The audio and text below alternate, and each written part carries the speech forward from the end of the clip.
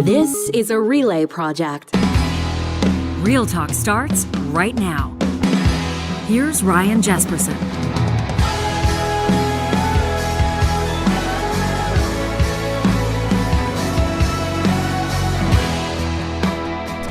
We're grateful to have you here with us on this Friday episode. Real Talk, typically we would present our Real Talk Roundtable, but a neat opportunity to connect with somebody who has endeared herself to this audience and who we're a big fan of.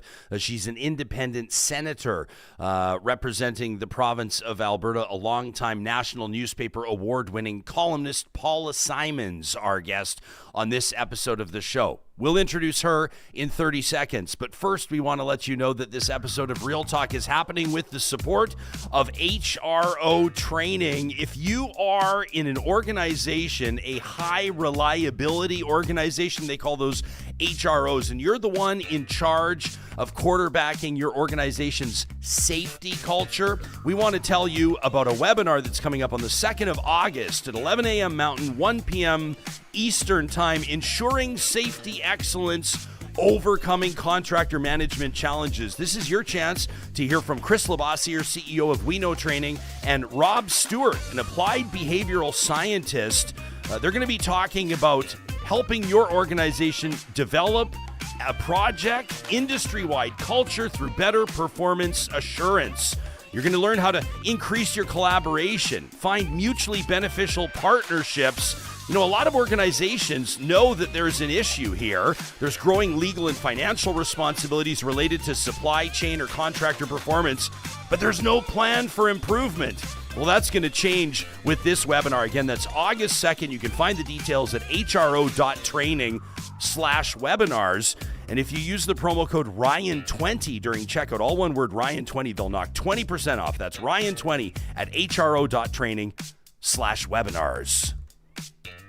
For many years, she was a well-read and award-winning columnist for the Edmonton Journal. She still contributes her talents to op-eds in magazines. She is the host of a popular podcast, but perhaps most significantly, she's an independent senator out of the province of Alberta. Paula Simons, a good friend of this show. It's always nice to have you in studio. Thanks for giving us a morning of your summer break. Well, thanks for giving me a morning. And I see that if I'm replacing the round table, I just have to be like a whole round table unto myself. Well, we're expecting you to have all kinds of different opinions all at the same time. You can call yourself to the carpet, hold your own feet to the fire. That's kind of what senators are supposed to know how to do, isn't it? Well, I mean, it is kind of an odd thing because I sometimes, before I cast a vote in the Senate, before I say something, I think, what would journalist Paula Simons think about this? Yeah. Before I file my expenses, I'm like, what would columnist Paula Simons say about these expense claims? So I try to keep myself honest that way. Yeah. Have you ever?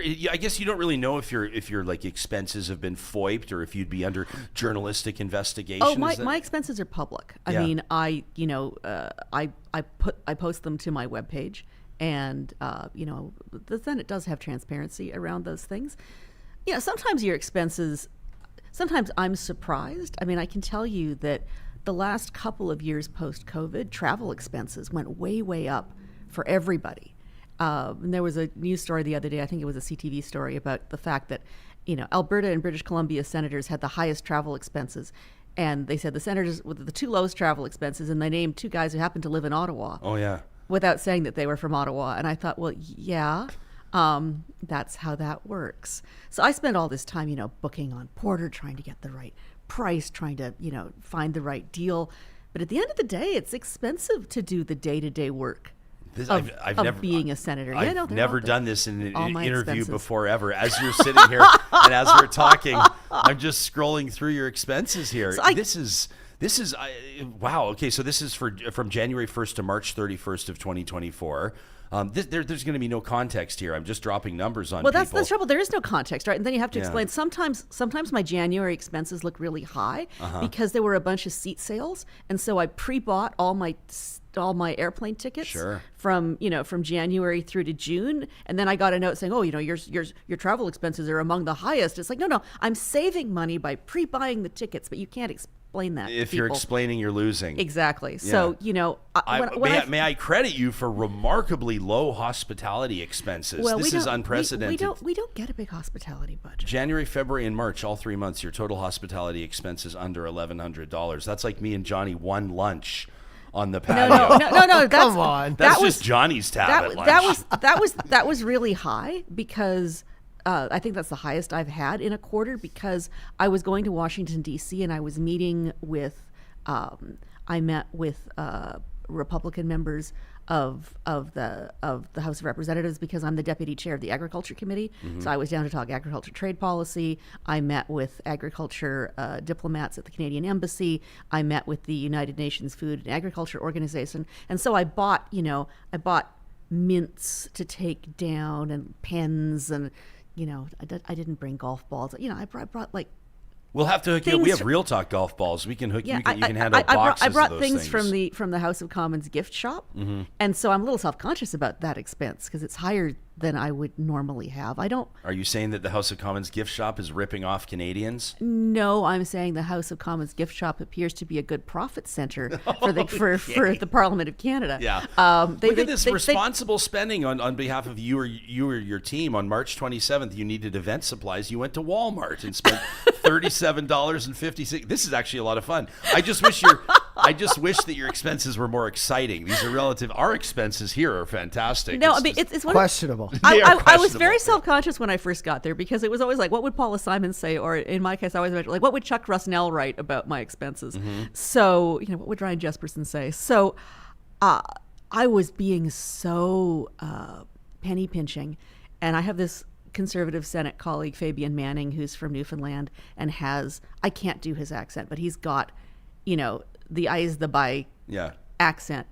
And he said to me, that there are people in my home community who wouldn't be happy unless I ate peanut butter sandwiches and slept on a park bench. Oh yeah. He said, people have a thing about the Senate and a thing about Senate expenses, and so any expense that you have is going to be scrutinized without context. But I really do try to be mindful of the fact that Paula Simons, newspaper columnist, would look askance at some of the things that Paula Simons, senator, sets out to do. Yeah, I think of a different story, the cabinet minister versus senator, but poor Bev Oda, that morning that she was ordering that orange juice at the hotel and had no idea that this is, I don't know, when was the Bev Oda orange juice story? 20 years ago, 15 years ago? We're still talking about the $16 orange juice. Well, the thing is, that's what orange juice costs at a fancy hotel in London. It was probably fresh squeezed. It probably wasn't.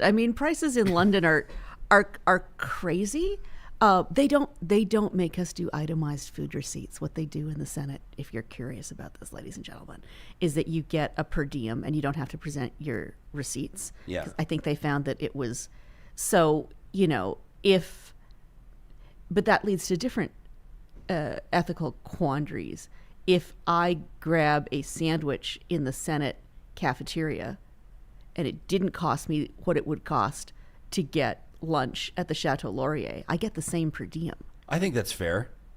What do you think? What do you think about that? Johnny and I have talked about this before because NHL players, the pro athletes when they're on the road, most of the collective bargaining agreements have per diems included. And so, everybody looks at these athletes that make these multiple $1 million salaries and they still get per diems, but so they should because their work is taking them away from their home. Yeah. And then you hear stories all the time of, some guys that'll blow the per diem on a bottle of wine. That's fine. And then some guys will just put the per diem cash in their pocket. How would you be wired?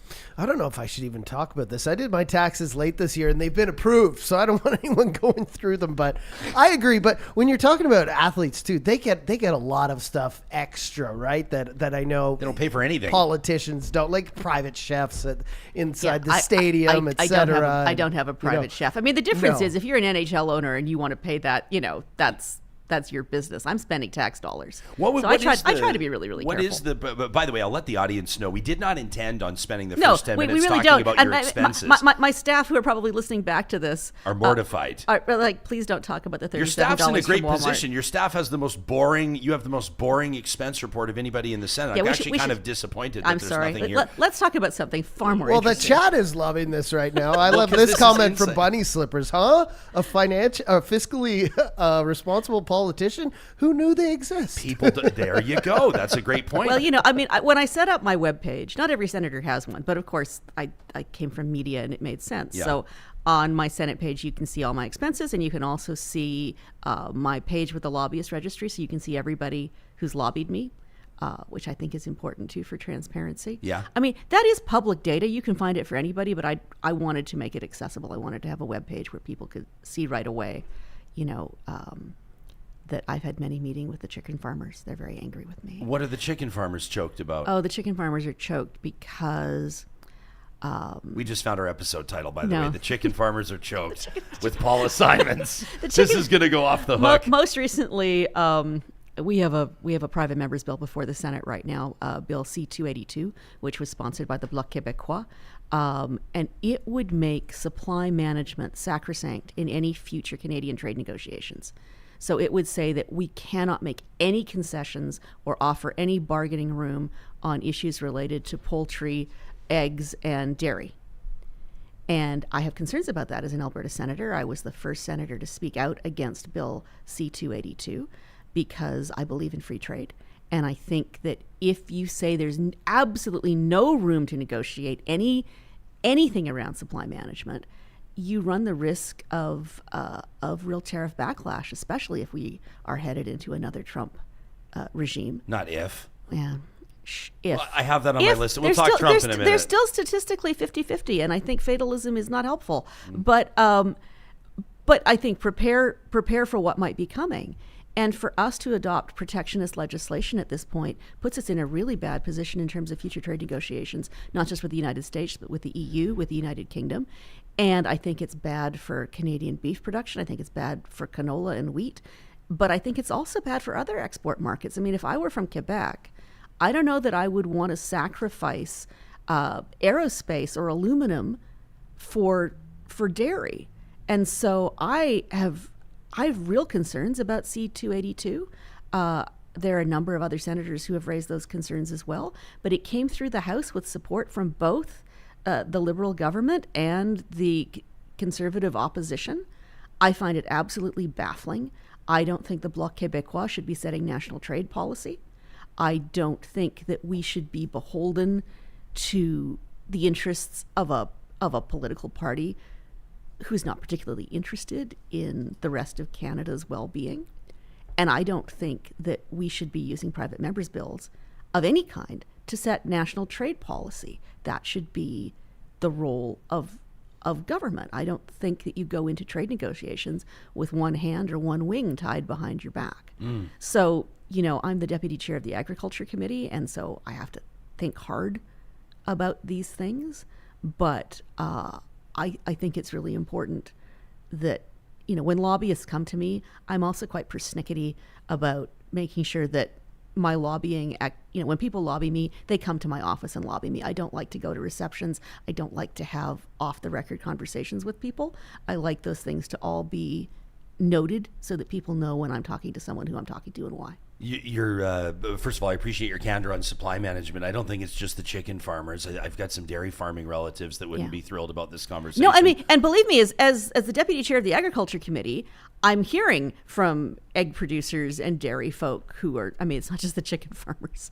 And, I don't want to play one sector off against the other, but I think it's important to say that this is not an ag issue. This is a trade issue. And if Canada wants to come to trade negotiations with clean hands and say that we believe in free trade, we are a trading nation, we are an exporting nation, we need to have the most free and open trade with the fewest tariff barriers and non-tariff barriers.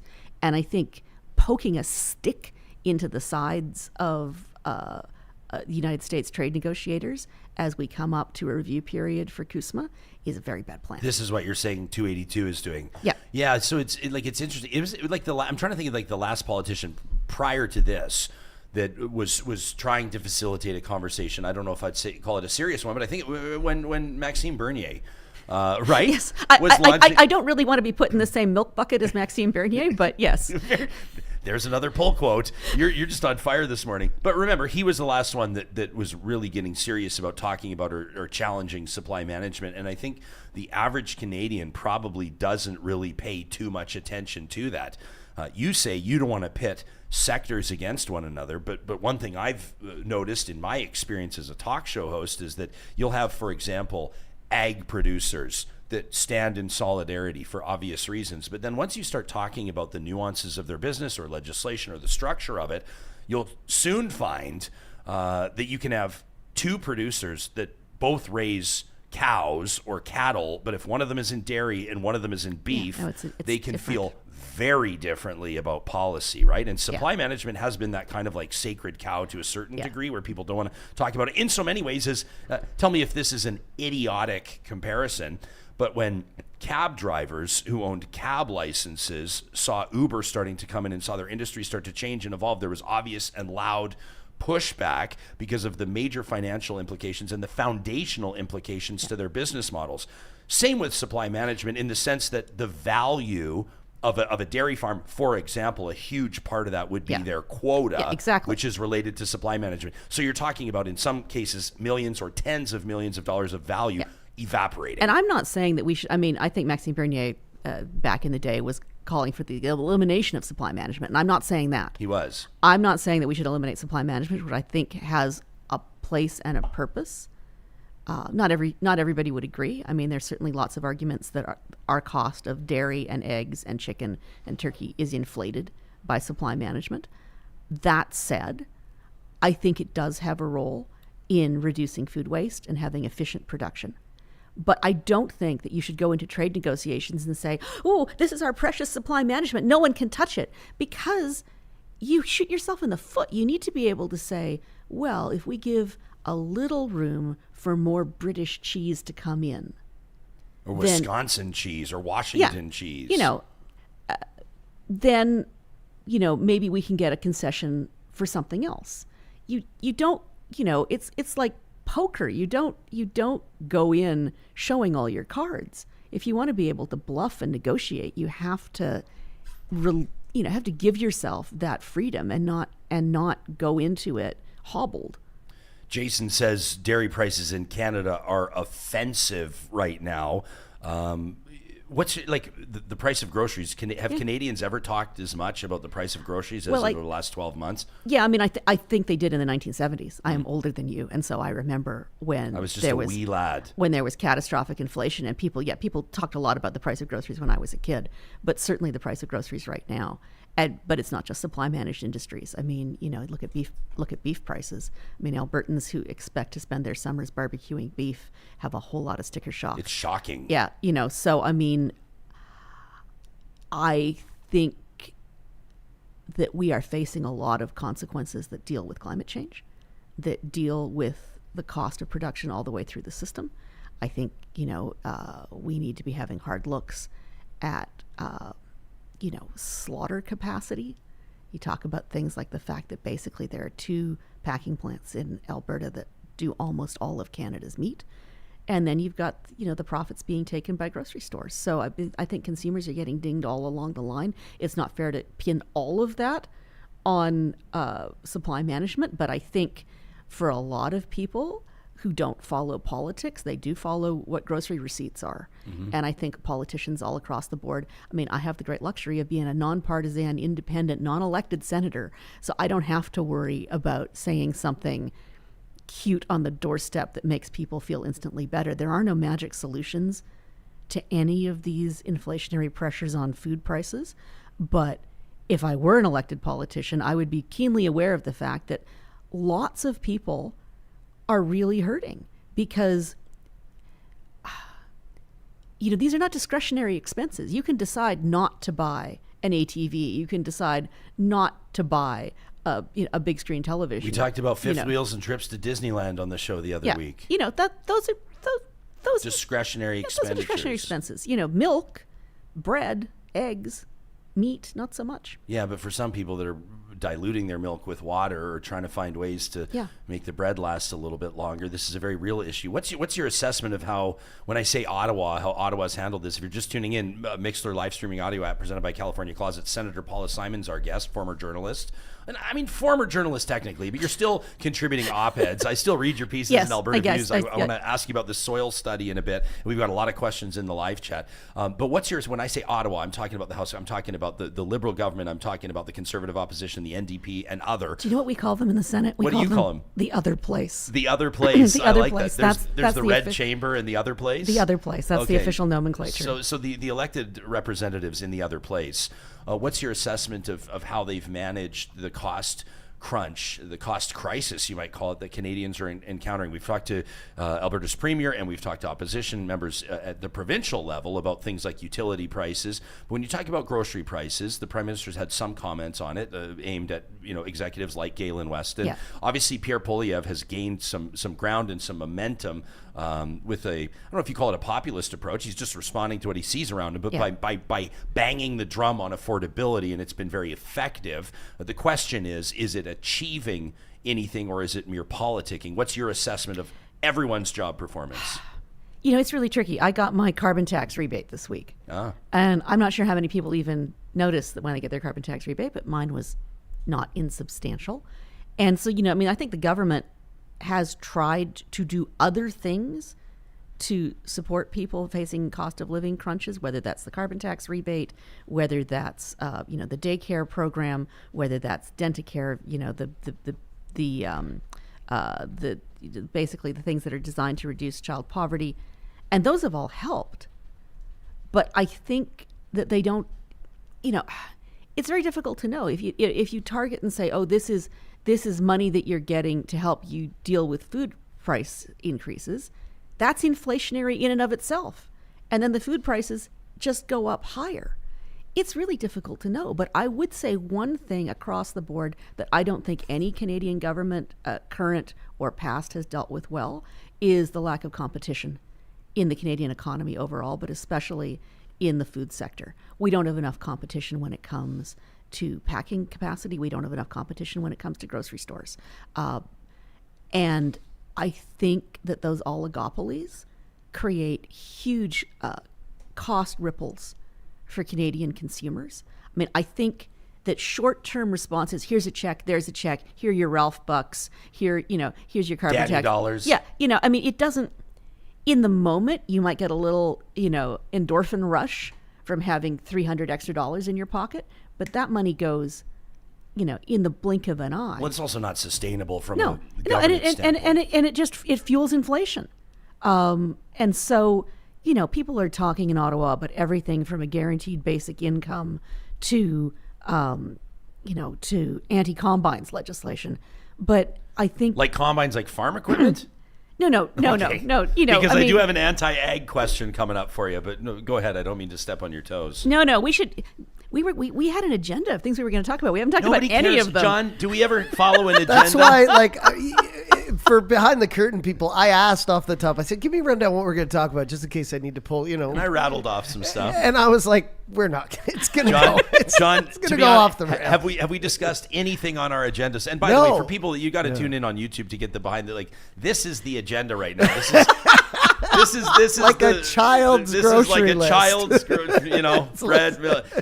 But that's because we knew that the audience would respond. You and I have never had to. This is probably our 15th or 20th interview that we've done, maybe more than that, and we've never run out of things to talk about. And so I don't worry about it. But we will get to the agenda at some point. I'm going to ask you about Donald Trump, and I want to ask you about your first time at the Calgary Stampede in an official capacity as a Canadian senator. But I know you're not afraid of fastballs high and inside either. So this from Alberta Girl in our chat, who says, please ask the senator what she thinks about national security and domestic food supply. Paula is so anti-ag. It is concerning that she's on the ag committee. That from Alberta Girl. I don't think I'm anti-ag. I think I'm the deputy chair of the Standing Committee on Agriculture and Forestry, and I think I care passionately about agriculture. We have just released here. I will hold up. I will hold up the card for the cameras. We'll put the link in the show notes for this. Our 2-year study, Critical Ground, which looks at soil health in Canada and the importance of maintaining our topsoil. It looks at everything from from how we use how we use fertilizer, to how we deal with soil pollution, to how we encourage farmers, especially prairie farmers, who have been absolute groundbreaking pioneers in adopting regenerative agricultural techniques, things like no-till agriculture, things like using smart farming to reduce excess fertilizer use, things like intercropping where they grow 2 different crops at the same time, taking marginal farmland and turning it back to pasture instead of planting crops on land that's too dry for that kind of agriculture and using it instead for beef production. So I'm really, really proud of Critical Ground, which we released last month. I'm out promoting it.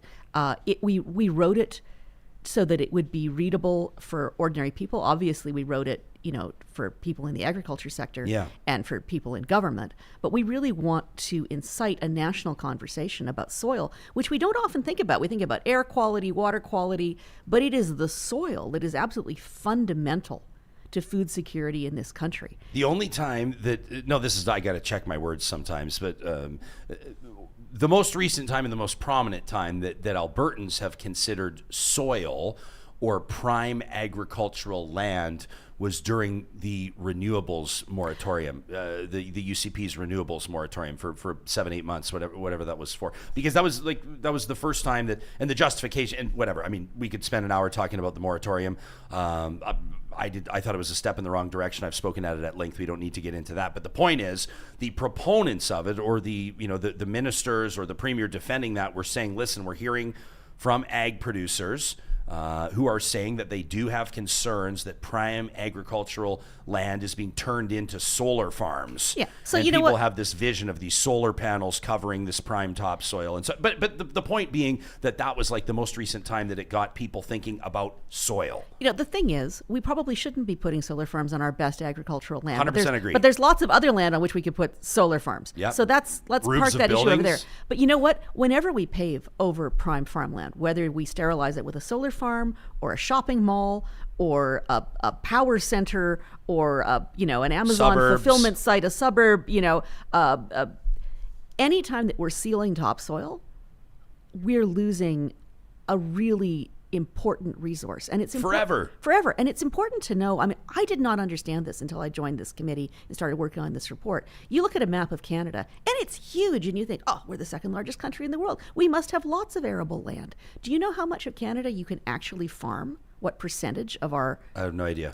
About 6.7%. Wow. That's it. Does that include land that is currently being farmed? Yeah, so that's all the available land we have to farm. I'm not talking about stuff we've paved over. I mean, that's just the land. Because you think Canada is huge. Well, they call Newfoundland the rock for a reason. Right. I just had a chance to talk to Jordan yeah. Tutu, who talked about much of none of it in that Canadian North. He says we can't grow anything up here. That's why their grocery costs. But you know what? You also bonkers. Can't grow anything in most of Quebec or most of Ontario or most of British Columbia. Things are covered with mountains. Things are covered with the Canadian Shield. Of the arable land in Canada, 75% is in Alberta and Saskatchewan. Saskatchewan has a bit more than we do. 33% of Canada's actual farmable land is in Alberta. When you think about Alberta, you think, well, we are a huge province. Well, you can farm, along the east end of Alberta, and at the bottom you can ranch, and then there's the Peace Country where there's a little microclimate where you can farm. But think you can't farm very much north of Athabasca. You can't farm in the Rocky Mountains. Yeah. So even in Alberta, we are covering over. I mean, heck, where you and I are sitting in the Mercer warehouse, which was built when? In 1911? 1910, 1911? Yeah. I mean, we're sitting on top of prime soil. I mean, it is one of the ironies of human settlement. We tend to build our cities on our best farmland because that's where the food production was. So, these are conversations we need to have, the solar farm issue it's not fake, but it pales in comparison to all the other things we are doing in terms of urban sprawl to pave over farmland. So when Alberta Girl asks about food security, she is absolutely right. And I am happy to say that one of our next Senate studies in the Agriculture Committee will be to deal with that issue. We're in the middle of we've just wrapped up our soil study. We're in the middle of a study about wildfires because we're also the Forestry Committee. The wildfires situation in Fort McMurray today reminds us that this although up until now, we've had a much better wildfire season than last year, far better. This issue has not gone away. So we're in the middle of a study about wildfires right now. But when that wildfire study wraps up, we're going to be segueing to a major study about food security in Canada. This was the idea of my Senate colleague, Sharon Bury, who is a pediatrician from Windsor, Ontario, and a fabulous member of the Agriculture Committee. And she really wanted us to look at food security as a deep study by the Ag Committee. And so that's where we're headed next, because Alberta Girl is absolutely correct. This is a matter of national security, because as important as trade is to us, we also need to be sure that we are producing food not just for ourselves, but for the rest of the world.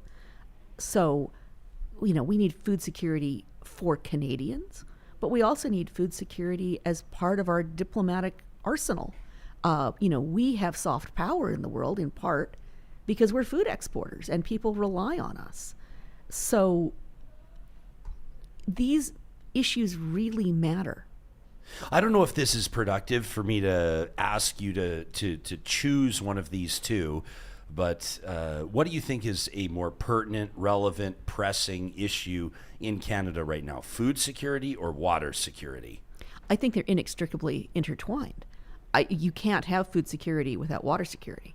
I mean, you think about how important irrigation is to crop production in southern Alberta. You think how important good water sources are for beef, for our cattle sector, right? I mean, you can't have healthy agriculture without healthy water, but you also can't have healthy water without healthy soil, because soil is absolutely vital to the cleaning of water, to the water cycle.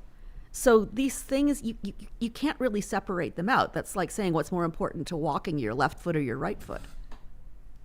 Fair. I just want to touch on something. This feels a little awkward with a Canadian senator at the table, but I just want to ask, real talkers like Tony and Travis and Joe to behave in the live chat. I said chicken farmers are choked. Nobody's talking about choking chickens on this very reputable and serious political show. I'd like or to chicken farmers. Yes, I love chicken farmers. The Chicken Farmers Association was annoyed with me at a particular juncture. It doesn't mean that I dislike chicken farmers. It's okay. No, nobody wants to pick a fight with ag producers. That's a losing battle every time. And you know what? I mean, there are real concerns in the poultry and egg production sector that have to do primarily with avian influenza. We've been so lucky in Canada that we haven't had the crisis they've had in the United States of avian influenza jumping the species barrier and infecting dairy cattle. It's actually a crazy story. I mean, so, I care deeply about the future of our poultry and egg producers. It doesn't mean that I think that one sector should be directing trade policy, but I do think that we have to be especially mindful of biosecurity on farms that is, that still allows for protest, but still protects producers. Because with avian influenza, this is no joke.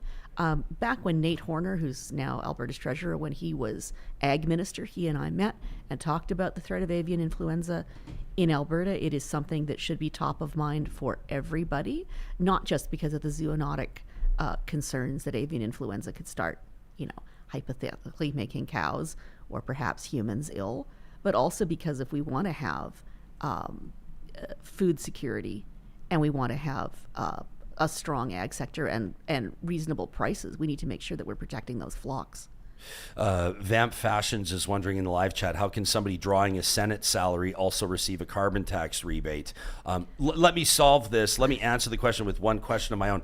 Do you pay income tax? Of course I pay income tax. There you go. That's how Vamp Fashions. We're talking to... Did you want to say more? I know, it's funny, right? I mean, I was a journalist. Journalists don't make a lot of money. So do I make more money now as a senator than I did as a journalist? Oh, absolutely. Do I make as much as you probably think that I do? Maybe not. Well, everybody can search what you make. right? Yes. So that's kind of a wild thing. Was that an interesting transition to make? The like accepting this obviously huge honor to serve as a Canadian senator. I've always enjoyed interviews with people who I've known through the years pre and then, for example, Tommy Banks was always. It's so weird. I remember when I worked at the newspaper, and sometimes people would write and say I was an elitist, and I would think, oh, sweetie, if you knew how much money I made, you would know that I am not one of the You're like, elite. I'm clipping coupons. That's right. But, the first time somebody called me an elitist now, I was like, oh, I guess maybe I have to wear that. If you have senator in front of your name, and you maybe you do have to kind of wear it a little bit. I can't. It's a very odd thing. It's a very uncomfortable thing. I mean, Ottawa is a really hierarchical place where rank and social status matter in a way that I don't think they do in Edmonton or Alberta. And I found that very disconcerting at first. I feel, if people who remember Downton Abbey, when Tom Branson, who was the chauffeur, marries into the family and he moves upstairs from downstairs, that's really how I feel as a journalist. You're always on the outside looking in, and you're always, quite scornful of people on the inside. And when I crossed over into this role, it was a real shock to my sense of self that now I was one of them instead of being one of us, and I'm still not entirely comfortable with it. I remember, though, when I not long after I was appointed, I bumped into somebody I knew at Andy's Valley View IGA, soon to be of blessed memory. And they were like, oh my God, you're doing your own grocery shopping. And I thought, yeah. Yeah. Because now I make as much as a senior teacher, right? I don't want to, I'm very happy with my salary. I am in no way suggesting that it is not generous, but it didn't exactly, lift me. Didn't change your life forever? It didn't, it allowed me to put a new roof on my house. The first year I was in the Senate, my daughter, who was at that point a student and living at home, she called me one day and she said, Mommy, she doesn't call me Mommy. She'd be really mad about that. She said, it's raining in the kitchen. There's rain coming in through the ceiling. And I said, I'm in Ottawa. She said, what do I do? I said, you get out a pot. Yeah. You put the pot on the kitchen table and you catch. You'll be grateful for this life lesson forever. Yeah. And so one of the first things I did with my Senate salary was put a roof on my aging house in Westmount. And so, yes, I'm not complaining. I recognize the privilege that I have, but yeah, I mean, you don't have to keep talking about your salary. I actually think Johnny and I don't usually get to have conversations like this. Digging my health deeper and deeper and no, deeper. I mean, it's publicly available for, I'll just tell people. So I'm just looking on right now. So Canadian senator who occupies offices, positions, provide additional, blah, blah, blah. You can look it up online. Basic sessional indemnity, $178,100 annually. That's that there. People can search that for themselves. Yeah, there you go. I have no complaints. But I will say that for a lot of senators, that's a huge pay cut because they've come 100%. They've come to the Senate from being for those folks, though. It's not. Well, I don't think for anyone in this role it should be about the money. For some people, obviously, you got to pay your bills. You got to earn a salary. But I think politically, I had this conversation with a buddy just yesterday, literally yesterday, and he's a successful guy. He's an entrepreneur. I've encouraged him to consider politics because he's very engaged. He's smart. We need more people like him in politics. And he was talking a little bit about the salary thing. Not that it would be especially relevant for him, but his concern was that, he thinks that maybe we have an issue drawing really talented people that are working, real jobs that need to earn their salaries for their family because they're one of us. They're regular folks. His concern is that you're not going to draw the best candidates to serve in positions like city councillor, like MLA, maybe even like MP, with the pay the way that it is. It's always a controversial, like when you start talking, like salaries are very touchy. Yeah. Because someone will hear 178,000 and they'll go, holy no, shit. That's what I said when they told me. Somebody's listening right now making 38,000. They're going 178 would be really nice. Yeah. But if there's a lot of people in executive positions or people with a lot of experience looking at a city councilor's salary, whatever that is, I don't know, 90 grand or something like that. No, yeah, but I mean, anyway, you can look it up. I mean, I make less than an MP, but Edmonton City Councilor's base salary $122,000. So there you go, up from $119 in 2023. So it depends. It's all relative. Like I mean, like frankly, I'll probably get ripped. I think the city councilors work harder than the MLAs, the MPs, or the senators. Way because harder. they are right on your doorstep. And they've got to be at like 10 events every Saturday. Yeah. These are generous salaries. They are, but there are absolutely in Alberta lots and lots and lots of really smart, talented people earning significantly more than a city councillor. So it depends, where you're attracting people and who do you want to have. But public service, I mean, I'm really blessed because unlike a city councillor or an MLA or an MP, I have my job until I'm 75, hypothetically. So I don't have to be out campaigning. That's worth a lot. Yeah, a million things can happen in life, but would it be your intention? Is it the intention, is the vibe that you pick up in the Senate? Do most senators, do you think, intend to stay on until they age out, as we say? It really depends. Some people who were appointed at 70 and are full of health and vigor, at 75, it's really a wrench to say goodbye to them. I mean, we're going to be saying goodbye to a couple of truly remarkable senators in the next couple of months who are absolutely fit for purpose and then some. So, it was under Diefenbaker that we set 75 as the retirement age. And I think it saves us from being a gerontocracy, as we can see in the United States. Do you think that there should be an age limit on the Oval Office, on the American presidency? It's not my place to say. In Canada, sure it is. In Canada, our Supreme Court justices retire at 75 and our senators retire at 75. But our MPs don't. And our prime ministers don't have to. So, I think for the appointed positions, it makes sense to have a set retirement age. But if people are elected and people choose to vote for them, then I think that's a somewhat different question. I think it is true, people age at different rates. And there are some senators who are smarter, faster, stronger at 75 than others are going to be at 65. So, it's a kind of an arbitrary age of retirement, but I think having an age of retirement for an appointed position makes sense. We're hanging out with Paula Simons. Maybe at some point we'll get to our I list of managed to questions. get in my soil report. You did manage. You wanted to talk about the soil report because you care deeply about it. I want to get into this live chat because you got some great comments here. James says you could not pay me enough to be a city councillor, an MLA, or an MP. They work way too hard, he says in all caps, for what they make, and they get way too much grief. And that's it for me too. I just wouldn't set myself up for that. I can't imagine it. Paula, we're going to pay a couple of bills. So when we come back, I want to ask you about a million things, including your thoughts on what's going on in the United States and what appears to be sort of a coronation in action, but also what a bizarre circumstance with the attempted assassination of Donald Trump. And just wild stuff down there. The Joe Biden angle we'll touch on as well. I want to ask you about this podcast that you're working on as well, plus a high-profile resignation out of the Trudeau cabinet yesterday. Seamus O'Regan, who's been on this show many times. I want to ask you what you're picking up, what you're seeing. I don't know what you'll give us tidbit-wise, but I got to ask the questions. More with Paula Simons in just a quick second. This conversation is happening with the support of Real Talk partners like our friends at Complete Care Restoration, who have more than a quarter century of experience restoring properties and rebuilding peace of mind.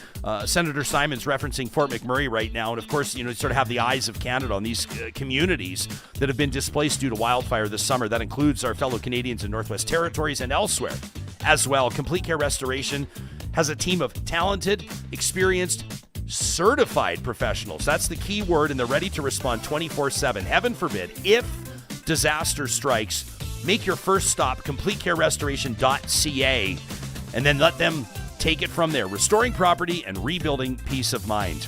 Our friends at Athabasca University have an advantage over every other post-secondary institution in the country, and you can learn more about that AU advantage by visiting their website, athabascau.ca.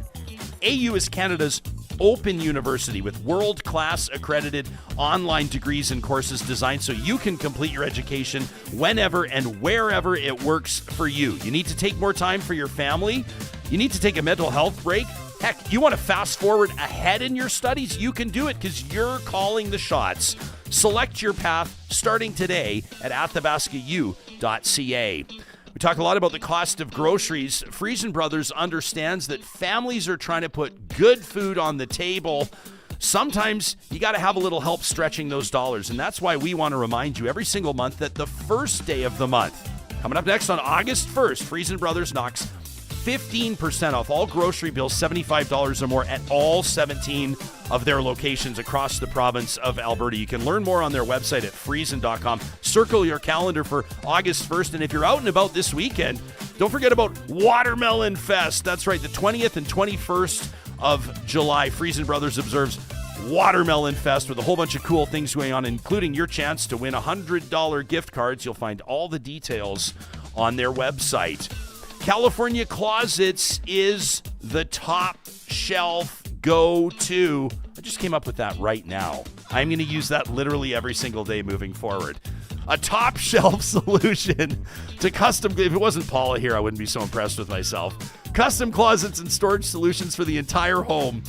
And it all starts with a free consultation with their design team. This is the best team in the business, finding ways to work with your vision and your budget to reinvent your biggest investment. That's your living space. Whether it's a boot room, the laundry room, maybe it's a guest room, heck, it might be your garage. California Closets can find the perfect solution for you. You can request that free consultation today at californiaclosets.ca. And we wanted to give a shout out to our friends at Kubi Renewable Energy. This is a team that is so passionate about what they're doing, helping more and more Western Canadians go green by providing solar energy solutions to power your life. And they're putting the call out to experienced installers, to electricians, to apprentices, anybody looking for a career in Canada's green energy movement. Make sure you check out the careers link at kubienergy.ca. They're hiring up for their locations in Calgary, Edmonton, Lethbridge, and Kamloops, and they'd love to hear from you if you want to be a part of a company reshaping the energy portfolio in Canada. That's the careers link at kubienergy.ca.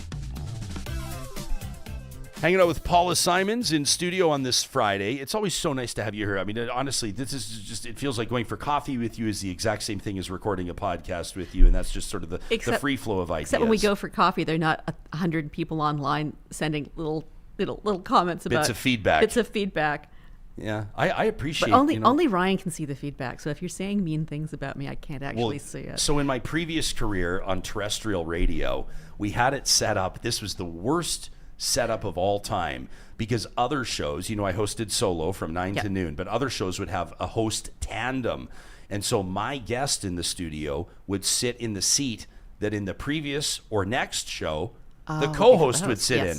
And so the co-host had to have all of the options, the tech options and information at their disposal. So the text line, the screen for the text line would be right there, and the guest on the show could read the text line as it came in. Oh, wow. And like whatever you think. So you're the mayor on the show, and you can see all the people saying... Oh, you can see every single thing that people are saying about you. And like... It's like being on the radio in your underwear. Yeah.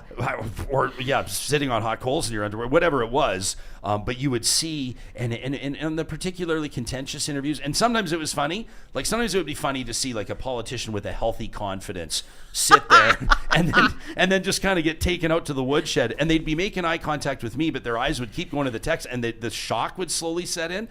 It was more of a gut punch when it was like you'd be talking about, things that were a little bit more the social issues, right? You'd have an advocate come in to talk about something like pride, and then the text line would go. And the homophobia would be there. And so I remember one interview in particular, I reached over, I felt like I knew the monitor set up pretty well, so I reached into the monitor from behind, maintaining eye contact with my guest, and just hit the power button and just turned the monitor. I just said, I think we'll power this one down. I don't think anybody's going to benefit from reading these texts. One of the real advantages I had when I entered the Senate is that I had been a progressive newspaper columnist in Alberta for many years. I had seen all the mean tweets. Yeah. And so back in the day when you'd get handwritten letters. Yeah. So some of my Senate colleagues who come from academia, who came from banking, they'd never been out in the public before. And back when we were still all on Twitter, they were completely, taken aback would be a very polite way of putting it. They were completely gobsmacked at the amount of visceral hatred that would come at them on social media because they had no experience with it. I came to the Senate with a pretty high tolerance for pain. I guess, having been very much in the public eye and very much in the center of controversy, it doesn't mean that it's still not hurtful sometimes. Oh, sure. And I have to admit that since I left X, I think it's done wonders for my mental health. I went and checked. Actually, this morning I've never gone back. I did a fact check. I've never gone back. Because you told us you were gone. You have not gone back. I think I came on here. I think the day or the day after I quit. And no, I quit cold turkey. You don't miss it at all? No, I miss what it was. Yeah. I miss what it was.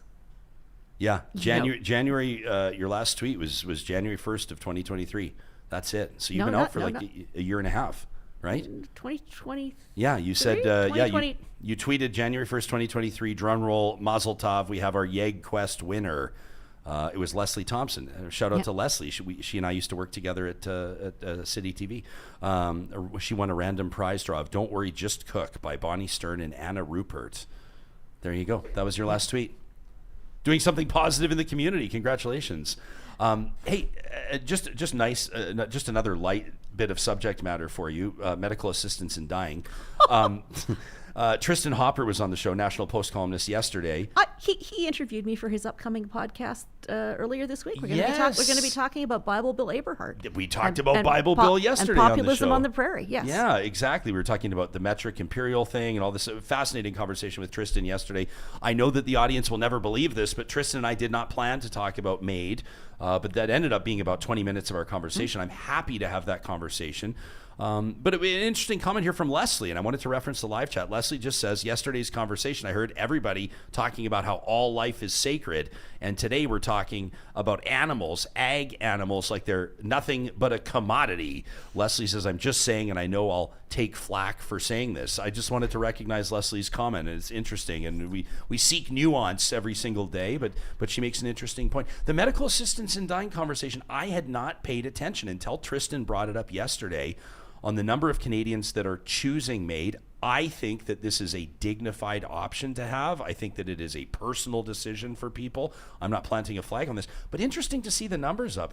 Year over year, about 30% more Canadians choose MAID than the year previous. Well, I was unaware. Because it's available to more people. And I think sometimes it gets framed very oddly. Those people, most of them are dying. MAID is now available to people who are not imminently facing death because of Supreme Court decisions and because of legislation. We now allow people who are in unbearable and irremediable pain and suffering to opt for MAID, even if, maybe they're not going to die for another 6 months, 12 months, 18 months. But most people who are opting for MAID are dying. If they don't have MAID, it's not like they're going to live another 20 happy, productive years. They are taking control of their own death. In the last couple of years, I have cared for both of my parents at end of life. I've been with each of them when they died. Neither of them had access to MAID because of the laws as they were at that time. I think if they had access to MAID, if they'd been able to have it, they would have. Watching somebody you love die, and I was with each of my parents when they passed, marked me profoundly.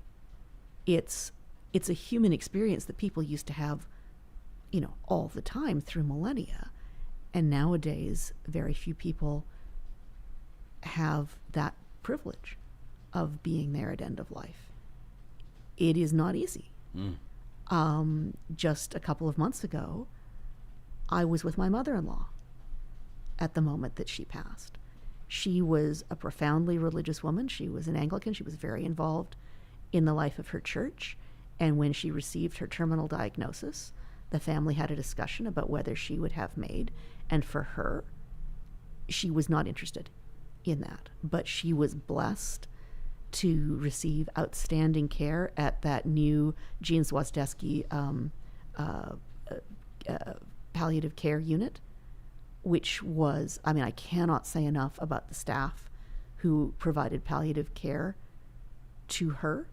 It was very much her choice not to have MAID, and I respect and honor that. but that is what the gift of this legislation is, that people can choose. And having control at end of life, I think for a lot of people, has helped them come to terms with their mortality. I mean, because I have a news flash for you. We are all going to die. And I mean, I wrote about this after my mother-in-law's death. I wrote a column for Alberta Views in which I said that, when I was a journalist, a young journalist, I think journalism changes your attitude towards death, because the deaths we wrote about at the paper were always newsworthy, and hence they were anomalous. So they were the deaths of young people in car accidents, the deaths of homicide victims, the deaths of, high-profile celebrities. And you almost get into a mindset that death is something that happens to other people, like it's a newsworthy, odd event.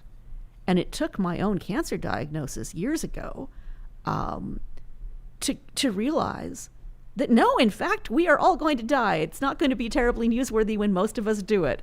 And I think that the access to MAID has given for so many Canadians, wherever they are in their lives, peace of mind knowing that they may be able to exercise some control over that final and most universal of experiences.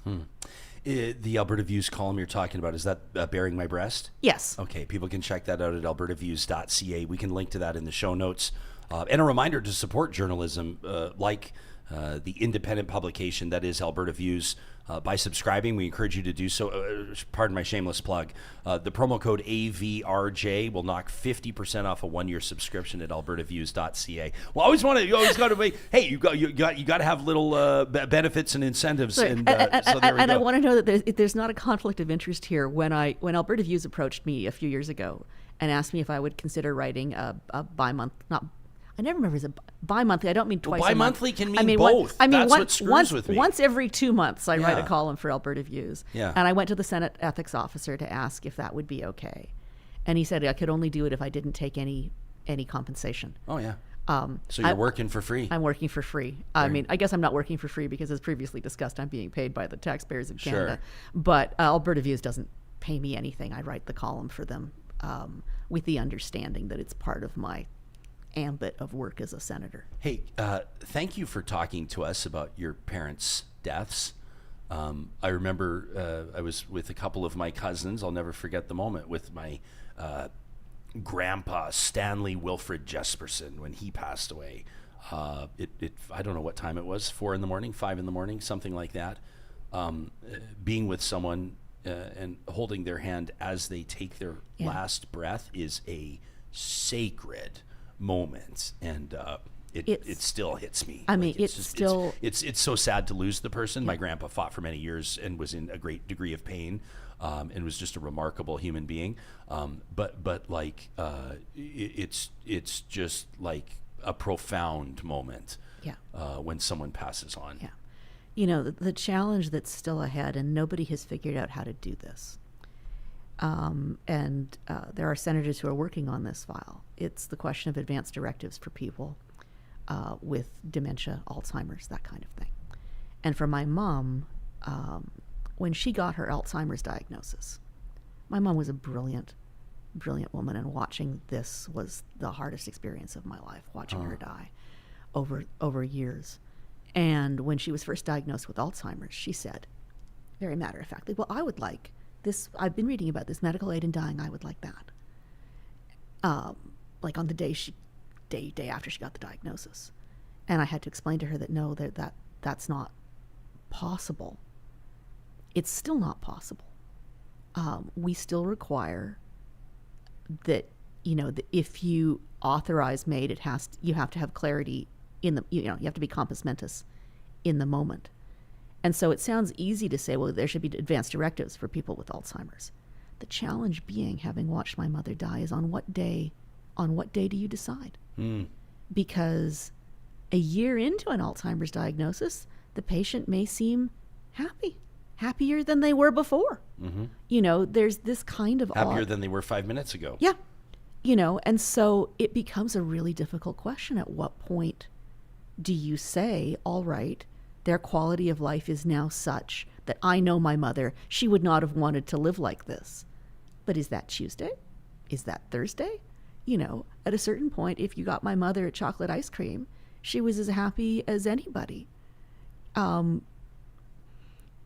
So, you know, by the end, because then she broke a hip and she was in absolute agony, and you know, there's no opportunity to say, okay, now would be good. Yeah. So, you know, I mean, she basically stopped eating and drinking, and then I made a choice not to have her put on a feeding tube because she had no quality of life left, and she slipped away. But she would have wanted MAID. She wasn't able to have it. And I don't know, I mean, lawmakers, I think, could be wrestling for a very, very long time with how you can provide somebody, you know, and who do you trust to decide legally to make that decision for you if you can't make it yourself? These are profound issues that we're still dealing with. And I have to say, we've had a number of debates about MAID in the Senate chamber, and I think it's been some of our finest work. And it's been completely without any kind of party ideology. I mean, there are some conservative senators who are profoundly opposed to MAID on religious principle, and there are other conservative senators who are very libertarian in their views and are absolutely in favor of making MAID more liberally available. And all across the Senate, it was not easy to predict necessarily from people's voting patterns how they were going to decide about MAID, because people had very different profound life experiences. And I mean, as each person spoke, they brought to the table, you know, having somebody close to them who had died by suicide, having somebody close to them who had died of painful cancer, having somebody, you know, everybody brought their own spiritual background, their own religious background, their own personal background. If people think that politics is all just dumb, hot air, I would encourage anybody who wants to be inspired by what Canadian politics can be at its best to go back and reread the Hansard from those MAID debates. It was an immense privilege to be in the chamber and to take, well, actually I wasn't in the chamber. Lots of us were online at that point because the first round was during COVID, but then when we had the second round of debates in the chamber, I mean, to be able to be part of that really important conversation, shorn of partisanship, shorn of stupid point scoring, to really conduct serious and profound ethical and philosophical debate around one of the most profound of human experiences. It's a day like that when you think, this is why I wanted to be a senator. Not all days are like that. Yeah, sure. But those ones were remarkable. I hope one day some historian or political science student goes back and rereads those transcripts, because you know, that was one of our finest hours. Leslie follows up in the chat and says, why I love Real Talk is we get different opinions. Leslie says, saying goodbye to 4 very close loved ones this year. Leslie, sorry to hear it. I'm so sorry. Says, has really changed my thoughts on death, as it would, right? So Leslie, we appreciate you sharing that. I so appreciate you being here. We literally, I'm not trying to be funny, but like we literally haven't talked about anything we were going to talk about. Do we have to talk? No, we don't have to talk about Trump. Would you rather not talk about? I mean, people would be curious to know. So here's what's left on my list. Your first visit to the Calgary Stampede as a senator. We don't really care about that. We were just. We can cut that. It's a thing. There's a master's thesis for an anthropology or a sociology student. Oh yeah. Wow. Okay. I just like knowing you, and this is neither a compliment nor an insult. It's neither. It's just a standalone statement. I would pay $100 to watch you navigate some of the Stampede parties that I've been to. Just because you're fun, you're jovial, but you're also a serious person. And I don't drink. Some of you don't drink. That's the real problem. Some of these parties, I'm not sure if people know, but like there's a little bit of drinking that happens at these parties. I'll have to tell you, I was really anxious about going to Calgary. You know, I packed up the car because I thought, this is great. I don't have to take a carry-on bag on the plane. I can fill up my whole car with boots and hats and jeans. But I said to my daughter, I'm really scared. She said, what are you scared? She said, you're never scared about anything. I said, I'm afraid people are going to make fun of me when I put on the hat. She said, everybody will look just as ridiculous. Yes, they'll make fun of you if you don't put on the hat. And I have to say, my daughter, I love my daughter with my whole heart, but she kept sending me these notes as I posted pictures to Facebook. She said, oh my gosh, she said, you're serving looks. You look really good. I'm like, yes, it's always the faint tone of surprise. I found actually being at Stampede in the Stampede cowboy cosplay wear weirdly liberating. It was like being an actress in a role. I put on the hat and I put on the boots, and I found it oddly, distressingly empowering in a way. Oh, yeah. I put on the boots and I kissed my husband, and he said, I don't like those boots on you. He said, you're now taller than I am. Oh. Yeah, but no, there's something about the way that you walk in cowboy boots. It's just a little bit different, isn't it? Let me ask you this. So we'll keep this stuff quick, but like quick hits to wrap. But people will be interested in your opinions. Donald Trump formally accepting the GOP nomination for president during his keynote speech on the fourth and final night of the RNC of the Republican National Convention. He becomes the first major party presidential nominee with a felony conviction. Meantime, pressure is mounting and has been for weeks now since the debate on Joe Biden to step aside. So there's turmoil, to say the least. Trump narrowly surviving an attempt on his life less than a week ago, which I'm still trying to wrap my mind around, and just sort of a wild situation there. Obviously a very serious situation. It would appear as though our neighbors to the south are amidst some, perhaps, and I'll acknowledge I don't understand all of American history as deeply as I should to make this statement, but perhaps the wildest presidential race in that country's history in 250 years. Well, I mean, they've had some moments, but I think what I want to say is this. I don't want to comment on. What I want to say is that Canadians, whatever is coming, we need to be thoughtful and mindful of how our relationship proceeds going forward. When I was in Washington in end of March, I met with staff at the Canadian Embassy, particularly the people who were doing agriculture and trade, because that's why I was down there in my role as deputy chair of the Ag Committee. But we talked about the fact that we need Canadians, whether that's premiers, MPs, MLAs, senators, city councilors, if you're in a border community, to be reaching out now, to be building relationships with Americans, to make sure that whatever happens, that Canada is going to have a relationship beyond that with the presidency. And I think it's really important. I was really quite struck when I was at Stampede. The American ambassador, David Cohen, was there. There were a lot of governors there. And Premier Smith and I don't agree on very much of anything, but I want to commend her and her government for doing some of that quiet diplomacy, because we are going to need all those relationships going forward. And, when I was in Washington, I met with the representative from South Dakota, Dusty Johnson, who's one of their, key ag leaders. I'm going to be meeting with other, and Dusty Johnson is a never Trump Republican, which is an uncomfortable thing to be. Maybe to be more uncomfortable in the next 6 months. But, it's fine for us to look at this like the world's worst reality show. And I think that is a temptation for Canadians to look across the border and just, moan and groan or make fun or whatever. But this is a serious threat to Canada's economy and to our political stability and to NATO. And I think it's really important that any of us in Canada who have relations across the border, that we are making sure that we firm up those connections and making sure that whatever happens, and it's still, like, the polls are still 50-50. I don't think it's necessarily, I don't think this story is over. Nothing's over. Joe Biden has COVID. Trump survived an assassination attempt. Is it possible that by November it's Kamala Harris versus J.D. Vance?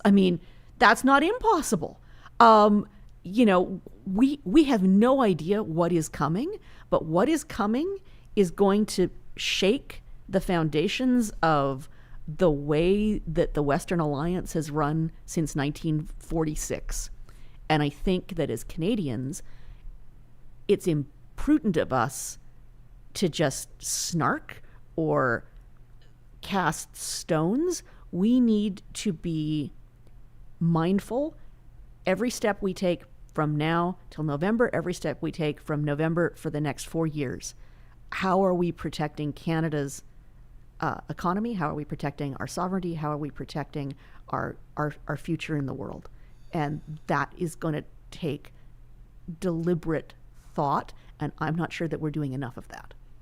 Well said. As we wrap, anytime on this podcast we're talking to another podcaster, we want to make sure that their podcast is on our podcast audience. And so I'll let people know that they can subscribe to Alberta Unbound, which is Paula's podcast. Anywhere you get your podcast, we're looking at it right now on Apple.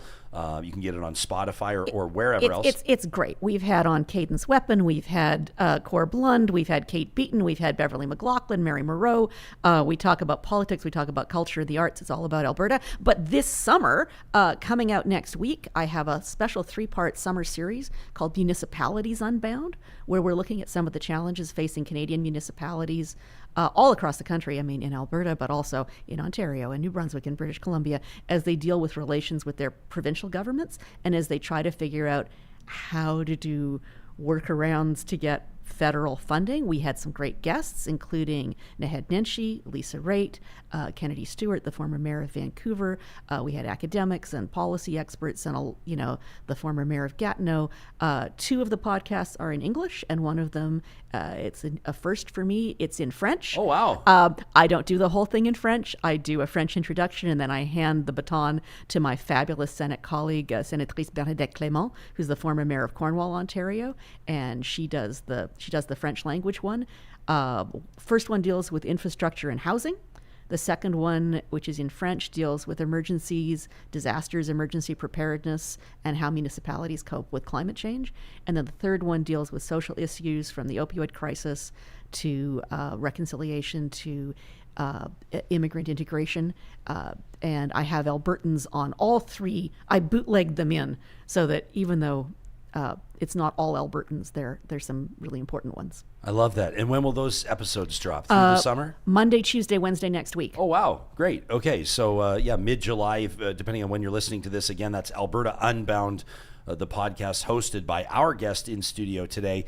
That's Senator Paula Simons. You can take the journalist out of the newsroom, but you can't, take the newsroom out of the journalist. In fact, you're going to have to, you're going to have to drag me out of here kicking and screaming. No, we don't want you to leave. Clearly never met a Mike I didn't want to talk to. Do you want to stick around for the Flamethrower? You're familiar with this tradition every Friday? Yeah. Yeah, we get into it. This is an all-Trump edition of the Flamethrower, coming at it from a couple of different angles. Well, you've got a front row seat here. I may want to stay. I may want to stay for that. As I say, I'm not throwing any flames, mindful as I am. Well, you could make national or international news if you started popping off. Yeah, I mean, Canadian senator says X, and then you and I can go sit in the bubble at tiramisu where no one can hear us. Well, that's the thing, though. If you're just Johnny and I know, if you guest on an episode of Real Talk that achieves 100,000 downloads, we buy you lunch. So I'm not sure. 100,000. How many lunches have you had to buy? Yeah, how many lunches have we had to buy? More than 20? Yeah. So we're not going to disclose because of tax reasons. Yeah, because of tax reasons. Yeah. We're worth $3.5 million that the government knows about, and I got more electronics up there than a little old school reference. Hospitality expenses. Hospitality expenses not available on our website. Our thanks to Senator Paula Simons. You can still follow her on Instagram. Are you on Threads? You're on Threads? No, I'm not on Threads. I'm on Mastodon. Oh, right. Mastodon is that thing that people love Mastodon. Come on. This is not a serious Mastodon thing, is is it? awesome. Really? I hired my parliamentary affairs advisor because he saw the job posting on Mastodon. Okay. He's marvelous. I've had some great conversations. I love Mastodon. I'm not trying to be a jerk, but I've just never heard anybody actually seriously talking about it. No, I like. Look at this picture of you on Mastodon in the field with all the cattle. Yeah, I'm on the ranch of Doug Ray. You're wearing the same dress you're wearing today. I'm sorry. Yes, I do own more than one dress. But yeah, no, I was visiting Doug Ray because he's an extraordinary rancher and environmental activist, and I was presenting him with the King Charles III medal, coronation medal, for his extraordinary land stewardship and his advocacy for regenerative agriculture. He ranches near Irricana, Alberta. And yes, that is me with a lot of cows. Shout out Irricana, Alberta. I love that. That's always been one of my favorite town names. We used to do a lot of driving through Irricana on childhood road trips. I love that. Okay, well, thanks to you, Paul. Hang out with us while we read these. Ken in the chat says, I went back and watched Joe Biden's speeches when he was 78 years of age. He was equally as coherent and physically strong as Trump is today. Ken says Biden shouldn't run, but Trump will be in the same boat in 3 years or less. That from Ken. Well, that tees up this stack we got here. I was just looking at, like she was, Senator was saying about the numbers being close, that the NPR polling also shows that, like, if Harris, say Biden steps away and Harris comes in to go against Trump, it's still 50-50. The numbers don't really change. So much time to go. It's one of these things where it feels like it's ages away, November, but then also it feels like it's gonna be here tomorrow. All right, listen, we wrap up every single week with your help, Real Talkers. You're about to hear a bunch of real emails to talk at ryanjesperson.com, but presented by our amazing friends at the Dairy Queens of Northwest Edmonton and Sherwood Park. A chance for you to bring the heat. That's right, these are hot takes from Real Talkers just like you. It's a tradition we call the Flamethrower, presented by the DQs of Northwest Edmonton and Sherwood Park. This one here from the SCO, who didn't like what he heard from Charles Adler, our guest, the first episode of every single week. This was hours after that Trump assassination attempt, and the SCO says, as for Chuckles, that's Charles Adler, thinking that Trump simply shifted into, quote, actor-producer mode the minute that he was shot. He's missing the point, per usual. Like him or not, says the SCO, Donald Trump is a formidable political athlete. That from the SCO. What about this one from Paul, who says, oh my gosh, Jess, well, I'm always a day or two behind, but I never miss a show on Spotify. Thanks, Paul. We appreciate it. He says, your show this week was fantastic. On Tuesday, those of us with a short attention span, you guys covered so much. Trump, the Grizzly Bears, the Canadian Football League. Great sound clips. Shout out to Johnny, but 10 minutes you guys spent on why that widow, the gal who lost her husband at the Trump rally, why she didn't take Biden's phone call. 10 minutes on that, guys, in 10 seconds on Trump ignoring the family tragedy. The widow has a million reasons to stay under the radar. Trump has no reason to ignore the families involved, and any decent person would show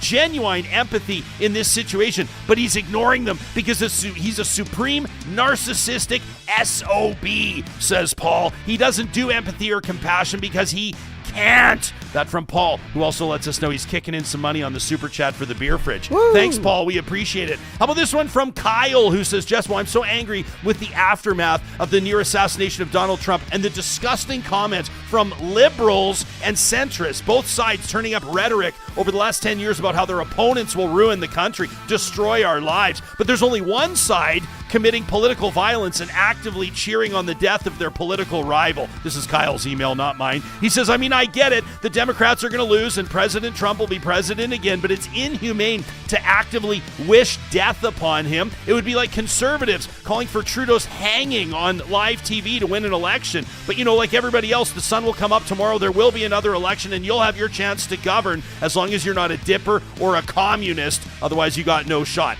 Trump is not Hitler. Pierre Poilievre is not Trump. Maloney isn't Mussolini. And spitting facts doesn't make you a racist. These over-exaggerations cause people to do crazy things. We were an inch away from civil war on our southern border. A lot of people need to reflect on their hate for their political rivals. You shouldn't want to shoot your political enemies. And if you do, maybe a mental hospital should be your next call. Anyway, Jespo, thanks for featuring people on both sides of the political spectrum on your show to break your audience's echo chambers. That is, if they have their ears open or want to escape and become enlightened.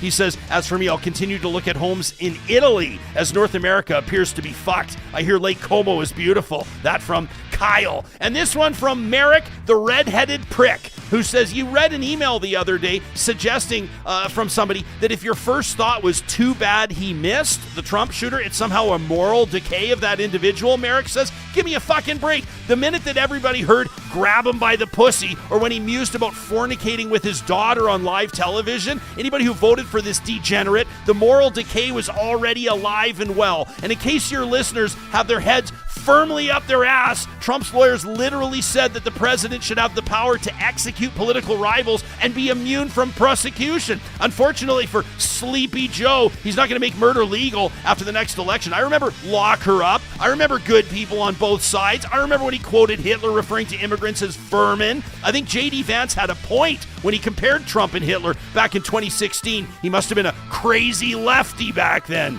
Oh, well, signs off Merrick, the red-headed prick. These were all emails to talk@ryanjesperson.com, and the Flamethrower is presented by the DQs in Palisades, Nemeo, Newcastle, Westmount, and Baseline Road. Thanks for making time for us this week, Real Talkers. Quick heads up, next week, we're taking Monday and Tuesday off. I'll tell you why on Wednesday when I'm back. And we've got a great lineup of shows coming at you, including agricultural and food security innovation. That's our next Real Talk Roundtable a week from today. We'll talk soon.